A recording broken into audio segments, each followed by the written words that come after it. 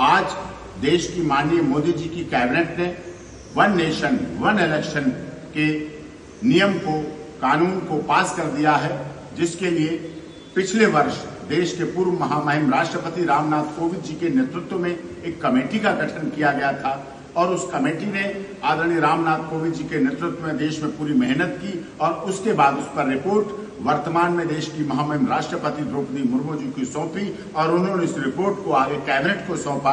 आज माननीय मोदी जी की तीसरे टर्म की कैबिनेट ने वन नेशन वन इलेक्शन को बिल को पास कर दिया है। अब उस पर आगे चर्चा होगी, राजनीतिक दलों से सुझाव लिए जाएंगे, युवकों से सुझाव लिए जाएंगे, एनजीओ से सुझाव लिए जाएंगे, सामाजिक लोगों से सुझाव लेंगे, जिससे आगे उसके कार्य की परिणति हो सके। ये बहुत आवश्यकता हमारे देश में वन नेशन वन इलेक्शन, क्योंकि साल में 3 इलेक्शन तो हमारे यहाँ होते हैं, एक लोकसभा, एक विधानसभा और एक नगर निकाय कह लें, नगर पंचायत कह लें, ग्रामीण चुनाव कह लें, 3 चुनाव होते थे। तो 1.5 साल में लगभग चुनाव होते थे। हर समय चुनाव का माहौल बना रहता था। छात्र छात्राओं के पढ़ने की बात हो, शासन प्रशासन की भी समस्याएं होती थी। हर बार इलेक्शन मोड में ही देश रहता था। अब ऐसा नहीं होगा। 5 साल में एक बार एक ही साथ लोकसभा का भी चुनाव होगा, विधानसभा का चुनाव भी होगा इस बार अभी। फिर उसके बाद आगे नगर निगम के भी चुनाव, निकाय पंचायत के चुनाव भी साथ होंगे एक ही साथ। एक बैलेट लोकसभा, एक बैलेट विधानसभा,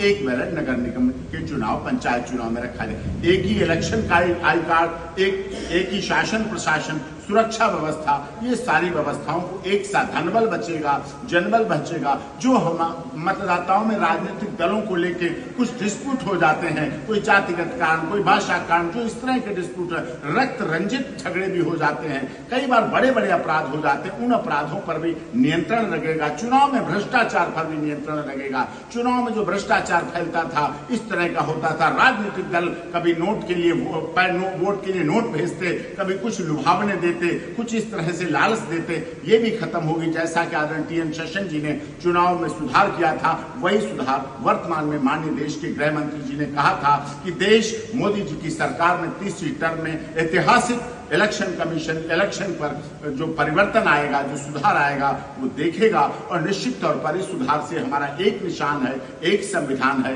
एक देश है, एक इलेक्शन है और पूरे उस आधार पर जो होगा देश में शांति भी आएगी और देश दुनिया का सबसे बड़ा लोकतंत्र है, मदर ऑफ डेमोक्रेसी है, वो भी दिखेगा पूरी दुनिया।